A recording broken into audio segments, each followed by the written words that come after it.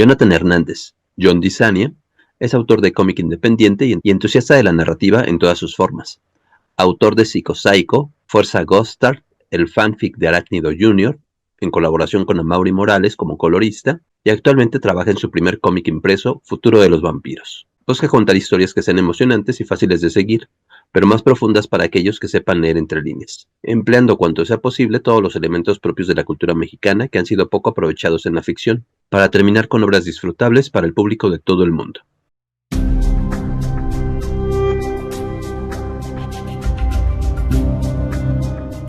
Bueno, yo soy John Dizania. Me identifico más como autor independiente, más que como artista o escritor, o sea, como autor. Llevo haciendo cómic independiente desde hace 10 años.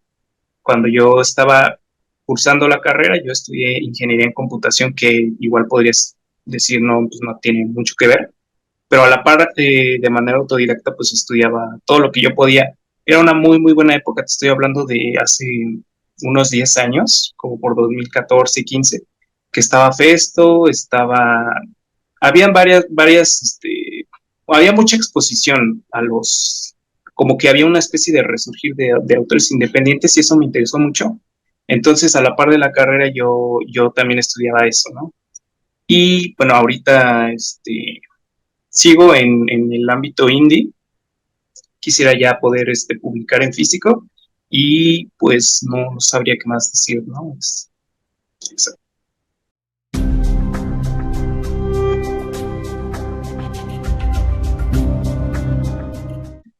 Yo creo que igual que muchos autores, terminamos en cómic porque creemos que es la alternativa para expresarnos y para compartir nuestras ideas más barata, entre comillas, porque ya estando ahí te das cuenta que es bastante caro, aunque no tanto como los ejemplos que mencionabas del cine, ¿no? Por ejemplo, si alguien quisiera dirigir una película independiente, pues es una la nota, mucho, mucho más de lo que se podría gastar él haciendo el storyboard, por ejemplo, ¿no?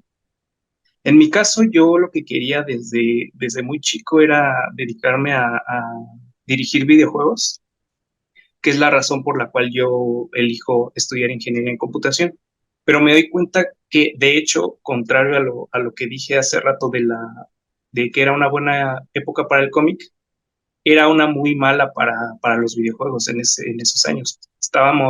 Se había incluso una como incertidumbre de que estaba Nintendo a punto de quebrar, ¿no? Con una consola que se llama Wii U, que en ese entonces nadie la peló. Entonces era así como de, bueno, ni siquiera las grandes marcas ya están seguras de poder costear el poder hacer videojuegos, pues yo menos, ¿no? Que yo soy un estudiambre, ¿no? Entonces decido como que traducir las ideas que yo tenía a cómic, que era muchísimo más barato, ¿no? Solo necesitaba digamos, reduciéndolo al máximo, pues un papel y lápiz para poder empezar. Y después de eso yo obviamente me puse a investigar, ¿no? A leer más y demás, y pues terminé enamorándome del medio. Y también creo que eso es algo que falla a veces con los lectores, sobre todo aquí en México, que hay pocos, que el cómic lo empiezan a ver como algo inferior al resto de alternativas, como la animación o películas animadas, videojuegos. Pero una vez que te empapas de todo eso, que no es nada más superhéroes, que en esa época justamente también era una muy buena época también para los superhéroes. Había muy buenos cómics en ese entonces. Yo estaba leyendo, con los primeros con los que empecé fue con Superior Spider-Man, que es un cómic buenísimo. Como era de lo primero que yo leía, a mí me encantó y dije, wow, cuántos años desperdiciados, ¿no? Ya después con el tiempo también te empiezas a volver un poquito más exigente y demás y te das cuenta que a veces sí hay cómics muy malos, pero ya para ese momento yo ya estaba decidido de que quería que las historias mis historias fueran cómic, ya no tanto videojuegos. Y yo empecé a alejarme un poco de la idea de hacer videojuegos por el tema del dinero, pero a empezar a evolucionar estas ideas a que fueran exclusivamente para cómic, ¿no? A aprovechar al máximo ese medio, digamos, lo que te ofrece ese medio, que no pudiera estar en otro como la animación, ¿no? Por ejemplo, el cambio de página. Aprovechar esas cosas que son exclusivas del medio del cómic. Y también, pues, también lo tomé como un desafío hacia mí mismo, de, bueno, si yo tengo metas tan ambiciosas como en el caso de llegar a producir un videojuego, etcétera, tengo que demostrar que al menos soy capaz, primero, de terminar un cómic, ¿no? Que igual, cuando estás afuera del medio, y me incluyo, crees que es muy, muy fácil, ¿no? Es nada más dibujar y demás, pero es una serie de disciplinas que tienes que conseguir para que un cómic esté bien hecho, ¿no? Nada más para que esté bien hecho. Ya que sea bueno, pues ya depende de lo que tengas que aportar, ¿no? Tu propia creatividad y etcétera, ¿no? Entonces, fue la razón por la que me quedé yo en el cómic. Y ya, bueno, también terminando la carrera ya estaba un poco harto también pues de esa parte como más aburrida, ¿no? En el caso de ingeniería, que era matemáticas o ingeniería en computación en particular, que es algo que nunca he sentido atractivo el terminar siendo un godín. Digo, era una broma que manejábamos en la carrera de manera despectiva, pero era la realidad a la que muchos ya estaban dispuestos a continuar, ¿no? Y yo la verdad es que no me sentí nada atraído por eso y dije, bueno, afortunadamente de las dos alternativas que yo tengo, pues me quedo con el cómic, 100%.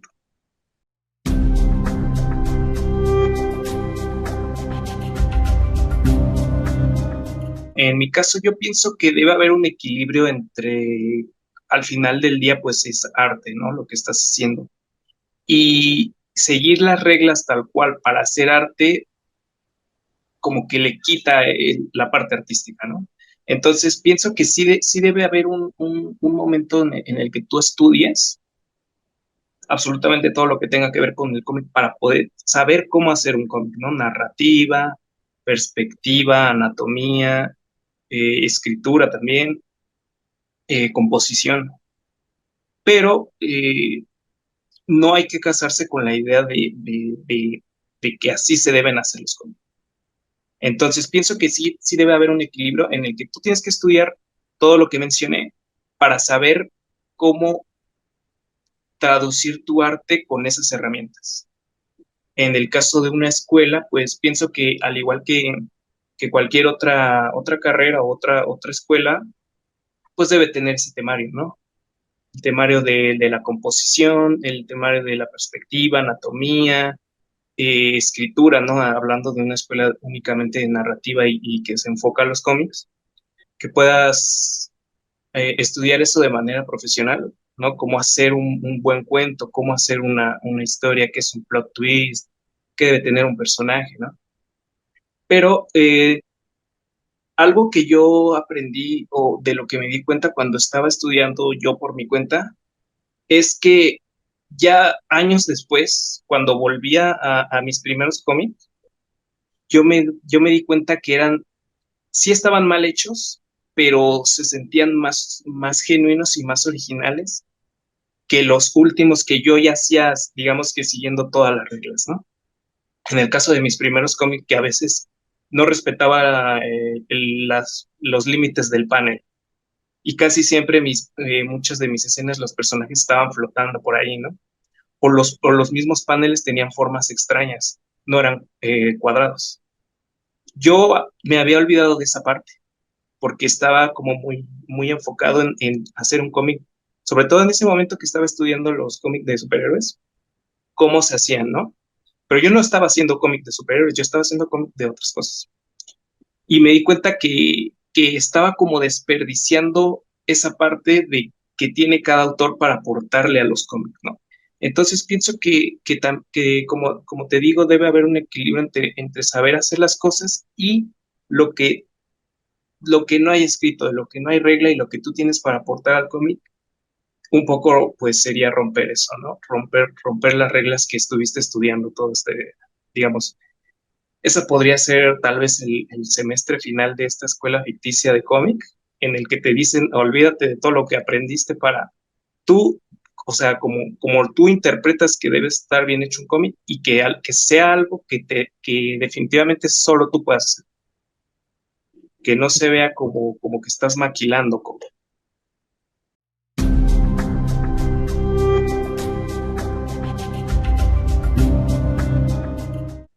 Bueno, en el tema de un... Es que yo pienso que sí, sí, o sea, sí, sí está bien hacer la distinción entre un artista, un autor independiente y un profesional, ¿no? Al que tú le puedes, digamos, es esta persona que se encarga de hacer realidad un cómic, ¿no? En el caso de que tú tengas un equipo con un escritor y un artista, pues esperas que lo mínimo del artista es que conozca todas las técnicas para hacer bien ese cómic, ese trabajo del escritor, ¿no? En el caso bueno, en el caso de que exista una escuela de cómic, al final uno podría, estamos hablando ya al final, ya cuando terminaste, ¿no? Te graduaste, ya deberías poder hacer un cómic profesional para alguna editorial o irte por el lado independiente, ¿no? Como te decía, el poder romper tus propias reglas y hablar de lo que tú quieres. O en caso de que tú, a lo mejor no es lo que tú buscabas al final después de haber estudiado, tal vez tú simplemente dices, bueno, pues a mí me gusta dibujar cómic, no me gusta escribirlos. En ese caso, pues sí deberías ser capaz también de llegar a esa parte de perfección para que tú puedas trabajar en una editorial.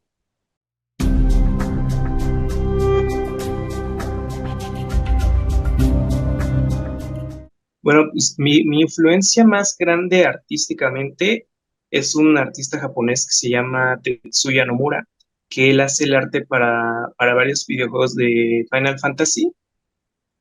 También es el diseñador de personajes de una saga muy popular que es Kingdom Hearts. No sé si la conozcas. Bueno, él también hizo el arte de un videojuego para Nintendo 10 que se llama The World Ends With You. Ahí como que varía un poco el arte y ese fue el que más me impactó. Yo cuando estaba terminando la secundaria fue cuando salió ese juego y pues a mí me impactó mucho. Entonces, esa y otras de mis referencias, digamos que esa es como la que se puede notar más fácil, pero en cuanto a otros artistas, sí me inspiran, pero no trato de imitarlos. Te puedo nombrar, por ejemplo, a Olivier Coipel, que es de Marvel. Es un artista muy bueno, que tiene un nivel de abstracción genial, pero a mí lo que más me gusta es cómo compone la página, de qué tamaño hace las viñetas y cómo las acomoda. Entonces, a lo mejor si tú ves mis páginas, no vas a sentir para nada que son como el arte de Oliver Coipel, pero a mí lo que me queda es el paneling, ¿no? La manera en la que hace arte. Mm, Otro artista, por ejemplo, también de Marvel es Chris Bacalo, que también, por ejemplo, él lo que me gusta es que no trata de ser tan realista. Sí respeta todas las proporciones del cuerpo humano, pero sus personajes no se ven tan realistas, que es algo a lo que están acostumbrados sus lectores. En el caso del manga, me gusta mucho, que para mí se me hace el mejor mangaka, es Yusuke Murata, me parece que así se pronuncia. Él ahorita es muy popular porque está haciendo el manga de One Punch Man, pero a mí se me hace fabuloso todo lo que hace el arte, su narrativa y su estilo, se me hace muy, muy bueno, pero de nuevo, lo que me quedo de él es igual su narrativa, tal vez un poco el uso de los medios tonos, ¿no? No tanto tratar de imitar a ese artista.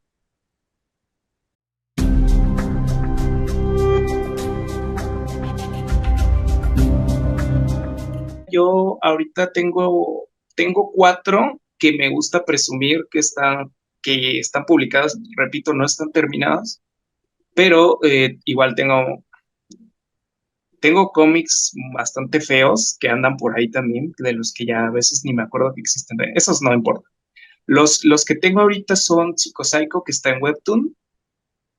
Hay otro que hice también para Webtoon, para un concurso que no llegué muy lejos. Era Fuerza Ghost.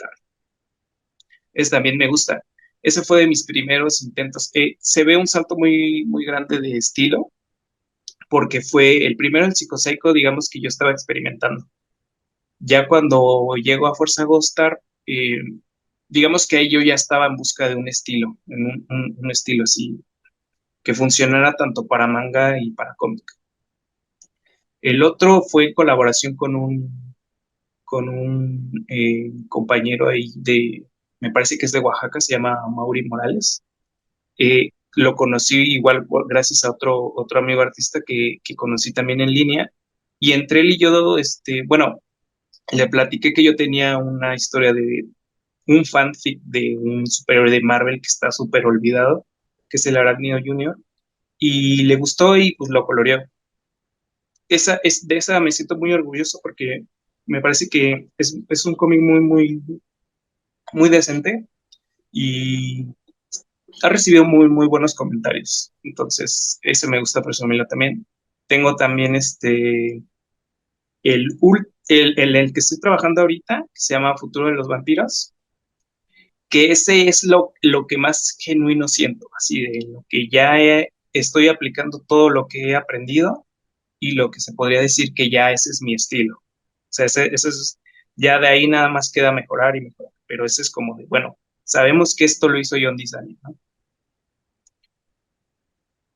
Y tengo uno viejo, un cómic viejo, que ese sí es un one shot, pero ese sí está medio feillo, pero digamos que me gustó cómo quedó la narrativa. Se llama Palíndromo. Está un poco difícil de encontrar, sobre todo por el nombre, que probablemente lo primero que salga si lo buscas, pues es la definición, no te va a salir mi cómic. Pero bueno, ese es de los que más orgulloso me siento. Siempre intento que cada una de mis obras, aparte de que sean como autoconclusivas, hasta ahorita no he logrado terminar una así al 100%, siempre se me salen de las manos, pero siempre trato de tocar un tema distinto. En general ahorita ha sido como de protagonistas jóvenes, sobre todo porque, pues, como yo era joven, me identificaba más con esa clase de historias, ¿no? Tengo la esperanza de en el futuro, pues, escribir de cosas distintas. De momento, lo que me gusta hablar es como de esta parte de lucha entre los jóvenes contra sus responsabilidades, ¿no? En el caso de, por ejemplo, uno de los cómics de los primeros que hice que me gusta mucho es Psico Psycho. Ese lo publiqué. La última versión que publiqué fue en formato webtoon. Entonces era la historia de cómo un niño de más o menos 15 años lidiaba con lo que él cree que es la depresión, ¿no? Pero en un mundo fantástico. Entonces ahí lo que yo trataba de expresar es que cómo puede cambiarte a ti el salir de tu zona de confort a pesar de que el mundo exterior es muy terrorífico, ¿no? Enfrentarte a esa responsabilidad digamos, como de crecer y todas las ventajas que puedes tener. Esa es una historia que me gusta mucho por eso, ¿no? Porque su lucha contra los monstruos en realidad es parte de sí mismo, ¿no? Está luchando contra lo que él cree que, como estas ideas con las que él había crecido. También en mis otras historias, donde te digo, la mayoría de los protagonistas son jóvenes. En el caso de la última que estoy haciendo, pues trata de un chico tratando de conseguir un trabajo, ¿no? Que en este caso es en mi último cómic de Futuro de los Vampiros.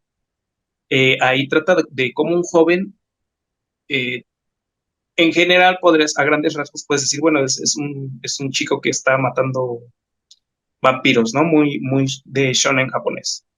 Pero a mí lo que me importa es saber cómo este personaje es capaz de superar esa etapa donde, por ejemplo, acabas la carrera, entonces ya eres lo suficientemente grande para necesitar trabajar, pero eres lo suficientemente chico para no ser tomado en cuenta, ¿no? En el mundo laboral.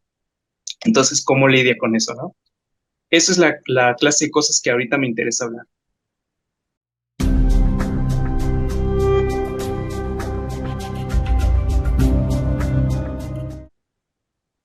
Digamos que ya no tengo la edad con la que me gusta escribir a mis protagonistas, ¿no?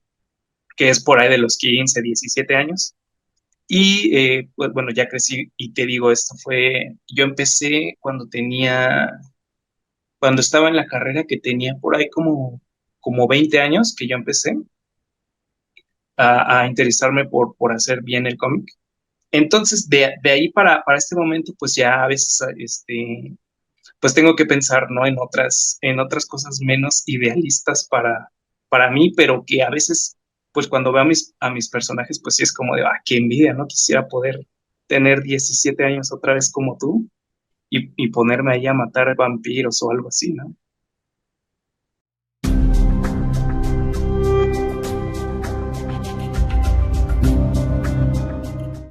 En Webtoon hay dos, en otra plataforma que se llama Medibank, si no me equivoco, están los otros dos, porque creo que una cambió, la actualizaron y ahora es Manga Plus o algo así. Y ahí están los otros dos. Entonces, y el cómic del Arácnido Junior está en Facebook.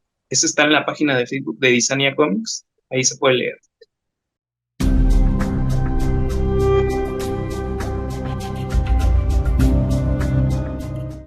Yo me enteré del que iba a haber un concurso de Panini mediante la página de... Bueno, en realidad no es de Panini. Me enteré por una página de Facebook en la que junto con Fundación Japón, Pentel y Panini estaban organizando ese concurso. Yo para ese momento ya estaba trabajando, como te digo, en Futuro de los Vampiros, que es la que estoy haciendo ahorita, y es la que, como te digo, es la que más me importa que exista en físico. Entonces yo dije, esta es una muy buena oportunidad para poder acercarme a Panini en caso de que milagrosamente o no sé muy bien cómo funcione, pudiera distribuir con ellos, ¿no? O publicar. Y ya después digamos, y- también me enteré que iba a estar Raúl Treviño como juez, ¿no? Que también dije, bueno, si en algún momento logro ganar, podría llegar a llamar la atención de Editorial Panini y también poder tener contacto con Raúl Treviño, ¿no? Que él ya me ubique y ya sepa bien quién soy, sobre todo para tener una plática como la que estamos teniendo, ¿no? Sin que sea tan descabellado, ¿no? Bueno, yo soy uno de los participantes del concurso de mañana. Entonces leo digamos, el reglamento o lo que tenía que tener el cómic y a mí se me hizo como muy, no, que no tenía yo excusa para no participar. Eran poquitas páginas y mi estilo, como te decía, funciona bien para cómic y manga, aunque yo considero que no es en particular ninguno de los dos. No diría que es 100% manga, ni que es tampoco un cómic, digamos, típico de América, ¿no? De este lado del continente. Entonces, yo ya conocía, sobre todo también, digamos que tenía todo para participar, conocía las técnicas del manga, que es eh, el uso de las onomatopeyas o los medios tonos. Entonces me puse a hacer ese cómic y pues ya dije, bueno, también una prueba para mí, ¿no? Después de tanto tiempo haciendo cómic independiente, pues dije, bueno, tengo que estar a cierto nivel, ¿no? Tengo que quedar entre los primeros lugares para demostrarme a mí mismo que estoy yendo por el lugar correcto, ¿no? Si no consiguiera nada, ya sería una prueba muy, digamos, muy clara para mí de que a lo mejor no debería de estar haciendo cómic, ¿no? Entonces esa fue la forma en la que yo decido participar.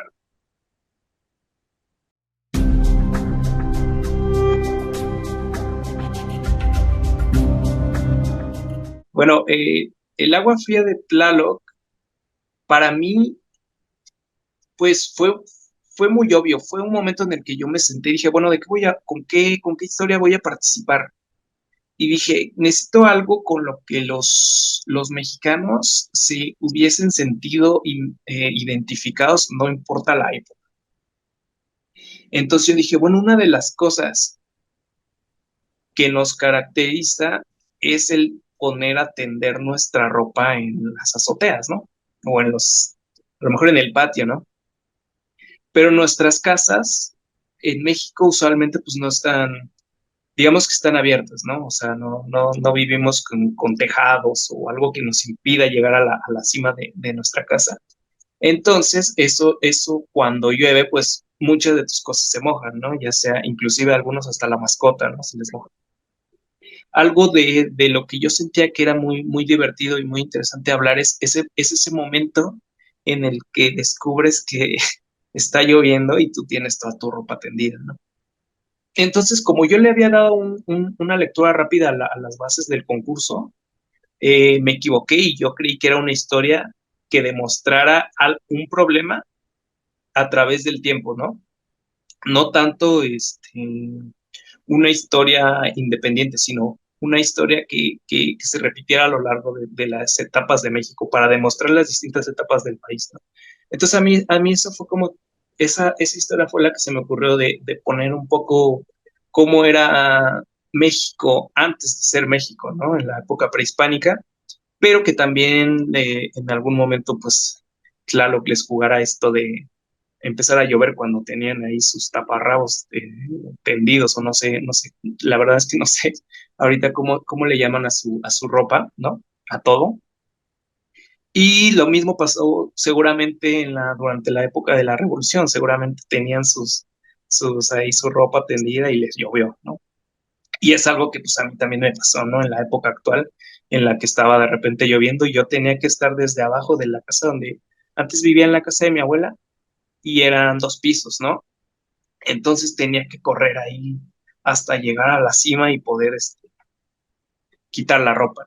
Eso fue lo que me inspiró a mí para hacer este cómic. Para mí fue sorpresa ver en la exposición que la mayoría tocaba pues temas como prehispánicos, pero algo de lo que siempre se hablaba, ¿no? Como en el caso que mencionaste, que era de Mictlán, había mucho de las leyendas, de La Llorona y demás. Para mí se fueron mucho por el lado como emotivo, como el Día de Muertos y demás, ¿no? Lo cual está bien, pero es algo que a mí no se me ocurrió. A mí lo primero que yo pensé pues fue algo así de, bueno, el manga usualmente es divertido, ¿no? La mayoría del manga pues, siempre es hasta incluso absurdo. Y fue lo primero que se me ocurrió y con lo que yo me quedé. Dije, bueno, tiene que ser de esto, ¿no? Del agua fría de Tlaloc. A ese manga lo nombré así cuando lo acabé, porque en la última página yo estaba buscando un poco también cómo el lector se pueda divertir también con elementos visuales, no solo con los diálogos. Y se me ocurrió que Tlaloc abriera las llaves, ¿no? Que fuera una persona que está ahí abriéndole las llaves para que caiga o no agua. Y resulta que la llave del agua caliente pues está descompuesta, ¿no? Por eso siempre llueve frío aquí en México. Eso es lo que dije. Bueno, está chistoso que así se llame, ¿no?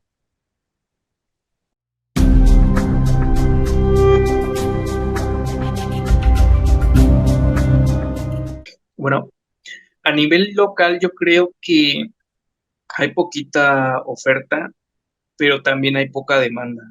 Realmente no hay muchos incentivos para que la gente apueste, porque esto es una apuesta y muy riesgosa, dedicarte a hacer cómic, porque como decía, es algo que aparentemente es barato por producirlo, pero es en realidad muy caro. Es muy caro distribuirlo, es un esfuerzo muy grande y encima todo lo que tienes que aprender, ¿no? Entonces, yo pienso que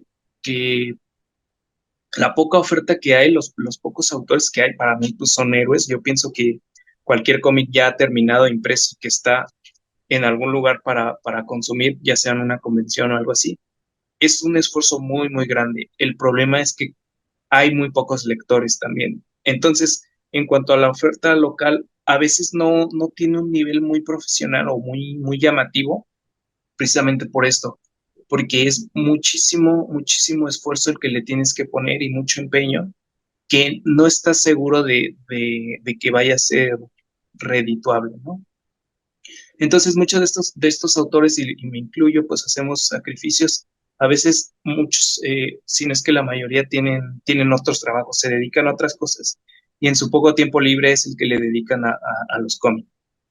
Entonces, Lo que me gusta es precisamente que como somos mexicanos, pues tenemos más historias de las que hablar, ¿no? Más cosas diferentes a las que hay en el mercado, ya sea, por ejemplo, el manga, ¿no? Que no salen de las historias escolares, pues es algo típico en las escuelas de allá, ¿no? Pero a mí me encantaría pues una historia que suceda tal cual aquí entendemos, por ejemplo, la secundaria o la prepa o la guerra entre las prepas, ¿no? Imagínate un manga de escolar del Poli contra la UNAM, yo me encantaría leerlo, ¿no? Entonces, eso es lo que me gusta, está muy, muy fresco. Yo creo que hay muchísimo potencial.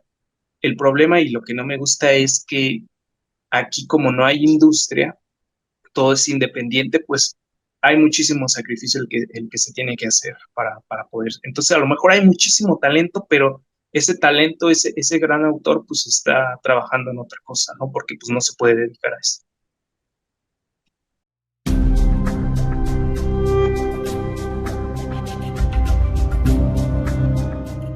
Bueno, yo ahorita tengo la fortuna de poder estar viviendo de lo que hago, pero yo estoy consciente de que es mucha suerte por los trabajos que he conseguido, como las comisiones, porque igual a autores independientes, pues buscan artistas independientes para colaborar juntos, ¿no? Entonces he tenido la fortuna de conseguir colaboradores, sobre todo en el extranjero, que es donde se pueden dar el lujo de hacer sus propios cómics, ¿no? Buscar artistas y pagarles. Y también de que mi familia me ha apoyado. En este caso, pues yo puedo llegar a costear mi vida con, con el cómic, pero no si estuviera solo. Si yo estuviera solo, definitivamente no. Al menos así es en mi caso. Podría ser que en determinado momento alguien consiguió una beca, por ejemplo, aquí en México que está el FONCA. A lo mejor en ese año esa persona sí pudo vivir de lo que hacía, pero igual, y me incluyo, es como, tenemos como un límite de tiempo para lograr algo, ¿no? Si no conseguimos poder vivir del cómic, ya sea como tú dices, dedicarnos a trabajar para la industria, conseguir un nivel muy bueno internacional que nos permita vivir de esto, pero igual vamos a vivir digamos que bajo las reglas de la industria. Entonces, bueno, es difícil. Yo pienso que es difícil, al menos aquí en México es muy difícil. Aprovechando todas las herramientas que ya hay como Fiverr o la misma facilidad que tenemos ahora de poder comunicarnos con otros países y hacernos transacciones internacionales, sí se podría llegar a vivir de eso, pero necesitaría igual muchísimo, muchísimo trabajo de exposición, de publicidad, inclusive tú mismo sabes que aquí en México no hay mucho mercado, ya sea de lectores y de personas que estén dispuestas a pagar por tu trabajo. Entonces, podrías vivir aquí en México, pero trabajando para el extranjero, ¿no? Se me ocurre, por ejemplo, en Twitter o X, como se le diga ahora, que tu cuenta pues sea internacional, no sea una cuenta local para que lo siga gente de México, sino posts que estén en inglés y que estén accesibles para todos. Yo creo que en ese caso sí se podría llegar a vivir, pero pues está muy difícil. Yo pienso que es difícil.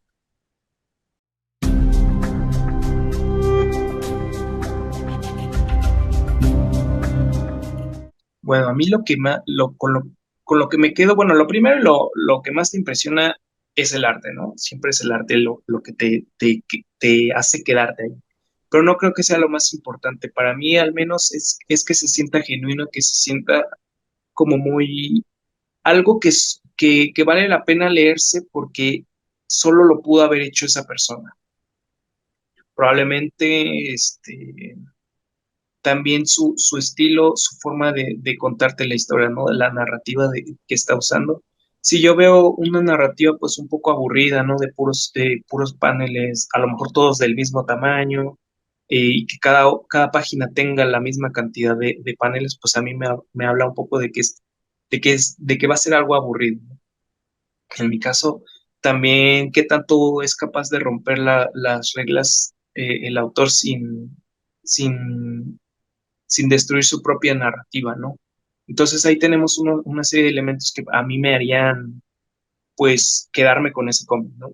El estilo que está manejando, qué tan genuino sea, ¿no? El tema del que te está hablando y que podría ser cualquiera, ¿no? Podría ser el tema que es el que sea, ¿no? No tengo como una afinidad en particular. Y qué tan única sea su narrativa. Eso yo creo que para mí es lo más importante que me hace quedarme con un cómic, hablando de cómics independientes. Ya si revuelves todo, pues en el caso de que sea publicado por una editorial, pues que tenga una calidad excelente, porque esa es la calidad que nos exigen a todos, ¿no? A todos los autores. Nos exigen que seamos perfectos, algo que yo pienso que está mal porque yo pienso que en ningún otro trabajo te piden que seas un experto desde el principio, ¿no? Y en el caso del cómic, sí, ¿no? Ya tienes que llegar para tu primer trabajo, ya tienes que ser excelente. Entonces, en el caso de una editorial, pues debe tener muy buena técnica y muy buena escritura para que yo me quede con un cómic de ese tamaño, ¿no? De ese, digamos, de ese calibre, pues, de una editorial prestigiosa, pues tiene que ser perfecto para.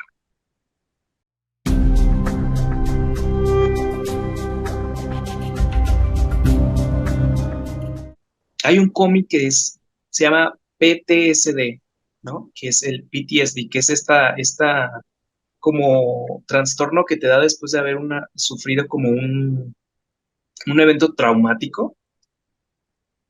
Y hay un chico que se llama, es francés, entonces no sé muy bien el nombre porque pues, se está raro como, bueno, nosotros lo percibimos raro la escritura, pues me parece que era,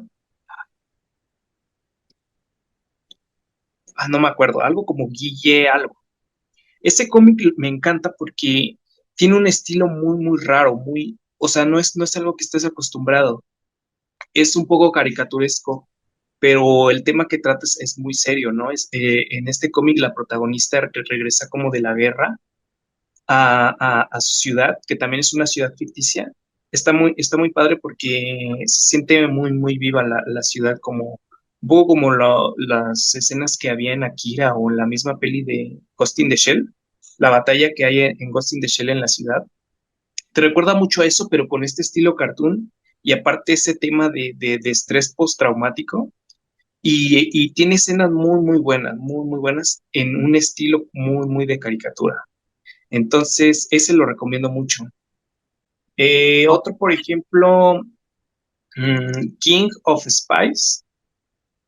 Ese es de una editorial, creo que es de Dark Horse o de Image, igual de un autor muy popular que es Mark Millar, que antes era muy popular por los superhéroes, pero este cómic en particular que se llama King of Spies tiene un arte muy bueno y es como que medio europeo. Igual el cómic trata de un espía y es esta historia como de la última misión, ¿no? De cuando estas historias geniales de donde el protagonista sale del retiro para hacer una última misión, ¿no? Ese, por ejemplo, me gusta muchísimo por el arte y la historia es muy divertida. Ese también lo recomendaría. Y yo creo que otro cómic, yo pensaría que es básico para todos, sobre todo los que nos queremos dedicar a esto y que estamos influenciados por el manga. Yo creo que una lectura obligatoria es Bakuman.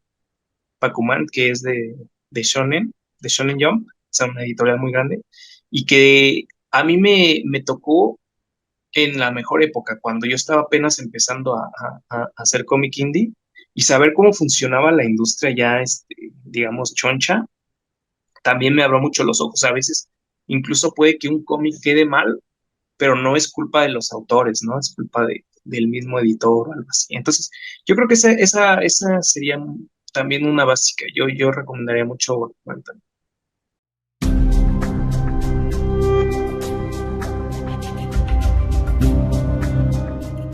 Y es que al principio, cuando tú estás indagando sobre los autores y queriendo conocer un poco más del cómic en México, pues te das cuenta que no existe un cómic, digo, un estilo para México. Existe un estilo para Japón, existe el cómic gringo, ¿no? De los superhéroes, donde los adolescentes parecen adultos acá que fueron años al gimnasio, ¿no? Y resulta que tienen 18 años, 20. Entonces lo que yo me di cuenta es que tal vez el estilo que tenemos en México es que no hay estilo. Es que la manera en la que tú identificas a un cómic mexicano es porque no se parece a nada que hayas leído, no se parece a nada que haya en otro. A lo mejor te recuerda cosas de como un manga, ¿no? O un superhéroe, a lo mejor tiene influencias muy, muy marcadas de otros artistas, pero yo pienso que nuestro estilo es no tener un estilo. Precisamente, a lo mejor tú lo puedes ver en los artistas más populares, por ejemplo, que trabajan en editoriales como Marvel, que entre ellos pues no se parecen mucho, ¿no? Entre artistas, a lo mejor puramente gringos, sí puedes llegar a notar, pues se parece muchísimo el estilo de tal o de tal autor, pero cuando revisan el arte profesional de mexicanos, no se parecen entre ellos mismos. Suelen ser distintos. Entonces, a lo mejor ese es nuestro estilo realmente. El no, el buscar nuestra propia voz, nuestra propia manera de hacer lo que sean los animales, las personas, la acción. Yo pienso que ese es el estilo que nosotros tenemos. El primero que me viene a la mente igual es de Raúl Treviño, que es Nómadas del Yermo. Ese me gusta mucho porque si nadie te dice que lo hicieron en México, tú pensarías que pues y que lo es un cómic con calidad internacional, ¿no? Entonces, ese sería muy bueno porque te deja, aparte de que no es tan, digamos, tan poco original, no es tan poco original, o sea, lo estoy negando dos veces, más bien, sí es muy original, ¿no? No es una historia de superhéroes, no es una historia, incluso no es como un viaje tan complejo, ¿no? Es nada más la historia de unos chicos que se encuentran en un yermo, ¿no? Después de algo posapocalíptico. Y es muy divertido, ese yo lo recomendaría. Y aparentemente, pues es fácil de conseguir, pero lo que te decía, ¿no? El gran villano de aquí es que los autores tenemos que ser independientes para poder hacer realidad esta clase de historias y pues eso significa que a lo mejor en algún punto pues, se va a acabar o simplemente va a ser algo muy, muy difícil de conseguir. Un ejemplo que yo estaba pensando es el cómic de Meteorix, pero ese sí está muy complicado de conseguir, ¿no? Pero ese sí es un cómic que sí pasa en México, ¿no? Sobre todo aquí en la ciudad y pues está padre, ¿no? Está bien hecho. Entonces alguien que lea y que vea que es una historia que está sucediendo aquí, pues yo me imagino que también le va a gustar mucho, ¿no? Y una tercera recomendación.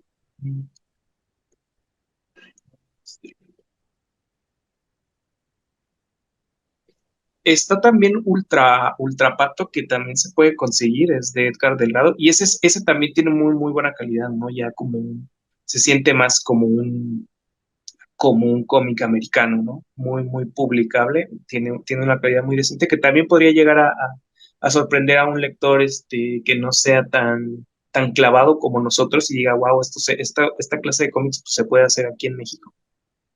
Y pues es fácil de conseguir hasta donde tengo entendido. Y no sé si tenga otra recomendación. Por el momento son los que se me ocurren. Hay varios también, como por ejemplo Turbo Desafiante, que también es de editorial ficción o ficción narradores, no me acuerdo bien, que también se puede conseguir, al menos aquí en la Ciudad de México, si hay tiendas donde lo tienen. Mm, y pues la otra ya, o sea, si la persona realmente está interesada, pues sí que se dé una vuelta en alguna convención en la parte de artistas y seguramente va a encontrar algo que le llame a esa persona la atención.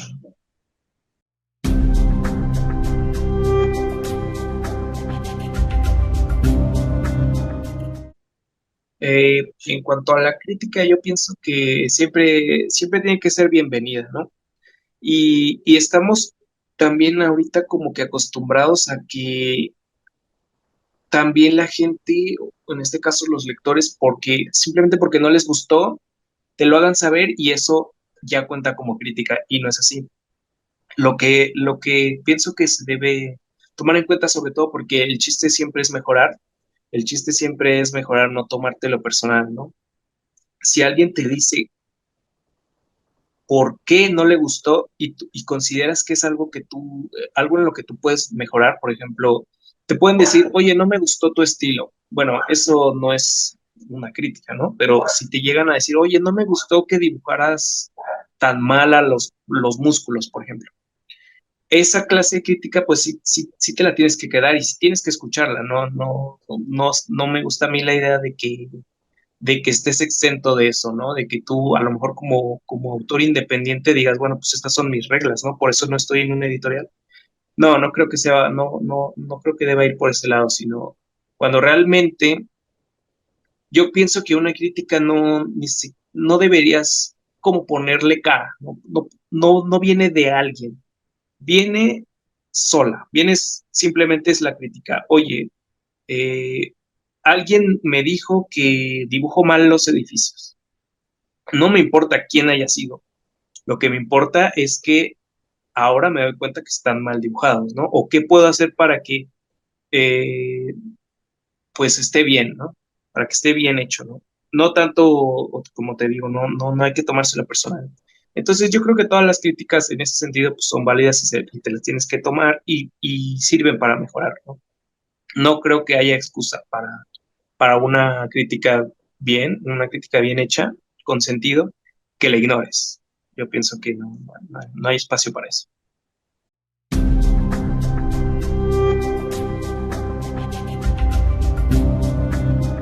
Sí quisiera, sobre todo porque esta entrevista nació por el tema del concurso, quería mostrar cómo era mi propuesta inicial para, digamos que para sacarme la espinita, porque pues no la pude compartir, pero te la voy a mostrar a ver si puedo. Está Este, bien. yo no sabía cómo iban a exponer a los participantes, sobre todo pues cuando tenía esperanza de llegar a algún lugar entre los primeros puestos. Yo lo que intento siempre es que aprovechar, como te decía, el medio del cómic, ¿no? Aprovechar el formato y sobre todo este formato en particular que eran 3 páginas. Yo creí que iban a tener exhibidas las 3 páginas al mismo tiempo. Entonces quería compartir que mi idea inicial era que al tener 3 páginas, que eso es muy, muy raro, ¿estás de acuerdo que un cómic, pues lo máximo que puedes ver al mismo tiempo, pues son 2, ¿no? Yo quería aprovechar esta parte, este elemento de nuestra bandera, en donde la víbora terminaba haciendo las escaleras. Si ustedes ven el cómic del agua fría de Tlaloc, pues hay unas escaleras en las que pasa a través de la historia del país, ¿no? Y quería aprovechar las viñetas de los costados para que se formara pues el escudo por completo, ¿no? Cuando vieras así la imagen. Lo que pasa es que aquí en México no puedes hacer estas cosas, no puedes, digamos que modificar el escudo nacional porque te meterías en problemas.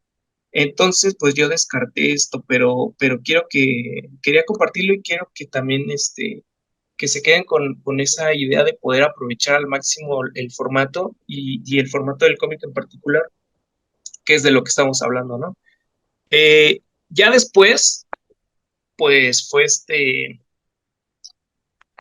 pues no estuvo tan mal que al final no lo pudiera incluir porque hubiera sido muy raro, porque la manera en la que presentaron a los ganadores fue mediante un librito, entonces no hubiera funcionado y hubiera quedado muy raro, ¿no? Entonces, qué bueno que no lo hice así, pero pues es una lástima también que no podamos incluir esta clase de cosas por las leyes que hay aquí, ¿no?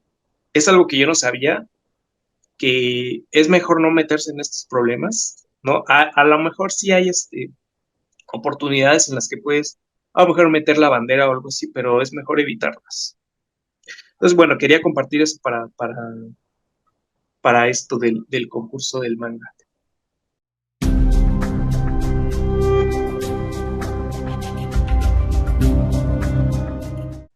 Sí, no, claro, gracias por la invitación y por la labor que haces, que es como mantener pues digamos, como englobar a todo lo que podría llegar a pertenecer a un digamos que a la escena del cómic aquí en México, ¿no? No solamente autores, podrías incluso llegar a platicar, no sé si ya como me dices que son 300, a lo mejor ya tienes alguna plática con algún editor que te dé esa perspectiva, ¿no? También. Y vi que tenías pláticas con maestros también, eso está, me parece muy, muy bueno. Me parece muy, bueno, se me hace genial, ¿no? Lo que estás haciendo de poder tener estas entrevistas con los involucrados, ¿no? Como te digo, en la escena del cómic, aquí en México. Entonces, muchas gracias por acercarte, ¿no? La verdad, no esperaba que alguien te digo, como fue muy anticlimático, no esperaba que alguien llegara a la página de Visania por el premio de manga. Entonces, pues bueno, muchas gracias por acercarte y por invitarme.